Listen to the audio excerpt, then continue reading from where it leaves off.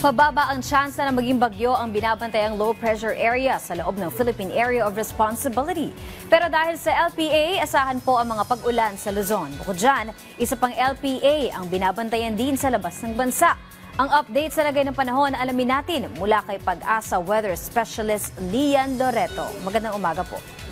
Magandang umaga po, Miss Leslie, at sa lahat po ng ating mga taga-subaybay. So kanina nga pong alas 3 ng umaga, yung low pressure area na nasa loob ng Philippine Area of Responsibility ay huli nating namataan 380 kilometers northeast ng Daet, Camarines Norte. At ito nga po yung magpapaulan sa malaking bahagi ng Luzon, particular na po dito sa may Cagayan Valley, Cordillera Administrative Region at sa Aurora.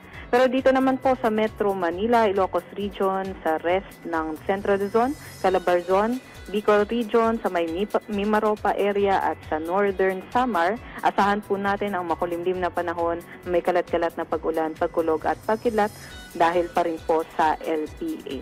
Pero sa mga nabanggit naman po na lugar, asahan po natin na mas magiging maaliwalas po yung ating panahon over the weekend habang ito'y papalayo na po sa ating bansa. Hindi naman natin inaasahan na maging bagyo ito sa loob ng 24 hours at ngunit ito po'y tatawid sa ating Luzon landmass at kung makatawid na nga po ito at over the West Philippine Sea na ito, mas magiging mataas po yung tsansa na mag-develop ito bilang isang bagyo. At kung maging bagyo man, tatawagin natin ito sa pangalang Fabian. Para naman po sa rest ng Visayas, sa may Zamboanga Peninsula, Northern Mindanao, Caraga, sa Barm at sa Palawan, southwest monsoon pa rin po ang magdadala ng makulimlim na panahon na may kalat-kalat na pag-ulan, pagkulog at pagkidlat.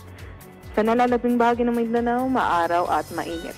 Yun lamang po ang latest galing dito sa Pag-asa Weather Forecasting Center. Ito po si Lian Loreto. Maraming salamat Pag-asa Weather Specialist Lian Loreto.